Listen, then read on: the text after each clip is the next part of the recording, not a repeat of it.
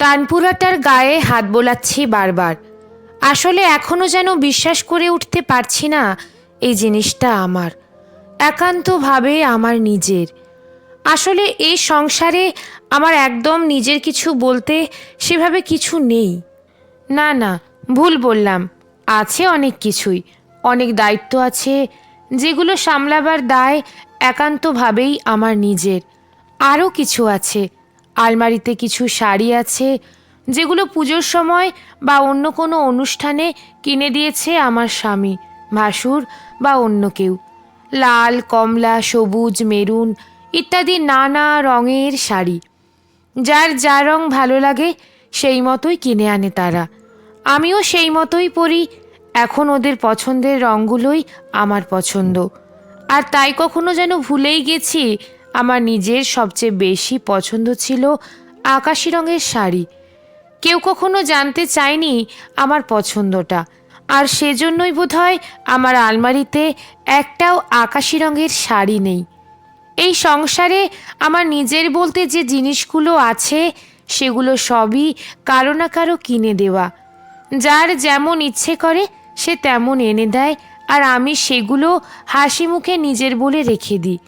কিন্তু কোনোদিনও আমার পছন্দ কি কেউই জিজ্ঞেস করেনি, কেউ কোনোদিনও জানতে চায়নি আমার কি ভালো লাগে। সবাই সবার ভালো লাগাগুলো আমার ওপর চাপিয়ে দিয়েছে বারবার, আর নিজেরাই ভেবে নিয়েছে তাদের ভালো লাগাগুলোই বুঝি আমারও ভালো লাগা। কিন্তু আমি ওদের মতো হতে পারিনি। আমি বারবার জানার চেষ্টা করেছি ওদের কি ভালো লাগে, ওদের কি পছন্দ, আর সেই মতোই চলার চেষ্টা করেছি সব সময়। আমি সৌদামিনী সরকার, বয়স ৪৯। জীবন সায়ন্যে এসে আক্ষেপটাই বেশি উপলব্ধি করি। বারবার মনে হয় এই যে সকলের পছন্দ বুঝে সারা জীবন চললাম, তাতে লাভ কি হলো? জীবনের এই মধ্য লগ্নে এসে নিজের প্রাপ্তির ভারী তো শূন্য। আমার তো কিছু পাওয়া হলো না, আমার ভালো লাগা নিয়ে তো কেউ ভাবলো না। আমার পছন্দ, আমার কি চাই, এই নিয়ে তো মাথা ঘামাবার সময় নেই কারোর। আমায় কি সত্যি ভালোবাসে আমার নিজের তথাকথিত প্রিয় মানুষগুলো, নাকি আমি এখন সবার নিছকই এক প্রয়োজন? প্রশ্নগুলো মাথার মধ্যে ঘুরপাক খাচ্ছিল বড্ড বেশি, উত্তর খুঁজে পাচ্ছিলাম না। আস্তে আস্তে আমায় তাই গ্রাস করছিল ডিপ্রেশন। এই ডিপ্রেশনটা নতুন কিছু নয়। আমার মতো মধ্যবয়সী ভারতীয় গৃহবধূদের ৮০ ভাগই এমন ডিপ্রেশনের শিকার হয় প্রতিদিন। বিষণ্ণ এই আমিটা পথ চলতে চলতে হঠাৎ থমকে দাঁড়িয়ে পড়ছিল দিন কয়েক আগে একটা বাজনার দোকানের সামনে। হারমোনিয়াম, তবলা, তানপুরা কত কিছু সাজানো ছিল সে দোকান জুড়ে। আমার পাড়াতেই নতুন হয়েছে দোকানটা।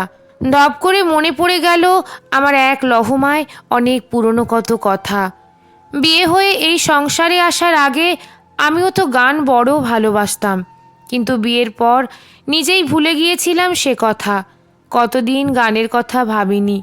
আসলে বিয়ের পর সবাইকে ভালোবাসতে বাসতে আমি নিজেই ভুলে গিয়েছিলাম নিজেকে, ভুলে গিয়েছিলাম নিজের পছন্দের কথা ভাবতে। আর নিজেই নিজেকে যে ভালোবাসে না তাকে অন্য কেউ ভালোবাসবে কি করে, এই সহজ সত্যিটাই কেন যেন বুঝতে পারিনি এতদিন।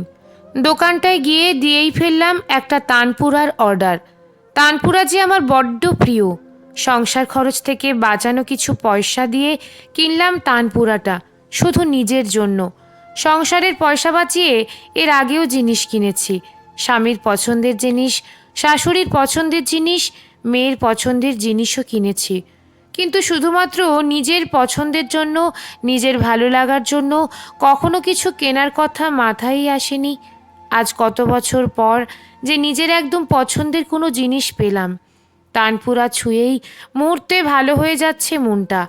এক ছুটে পালিয়ে গেল আমার এতদিনের জমানো মন খারাপ, ডিপ্রেশন সব কিছু। না পাবার যে আক্ষেপের বোঝা বুকে চেপে থাকে আমার সর্বদা, সে বোঝার ভার কেমন যেন হালকা লাগছে যখন থেকে ঠিক করেছি আমার গানটা নতুন করে শুরু করব আবার। হ্যাঁ, আবার গাইবো আমি, কারোর জন্য না, শুধু নিজের জন্য, নিজের ভালো লাগার জন্য।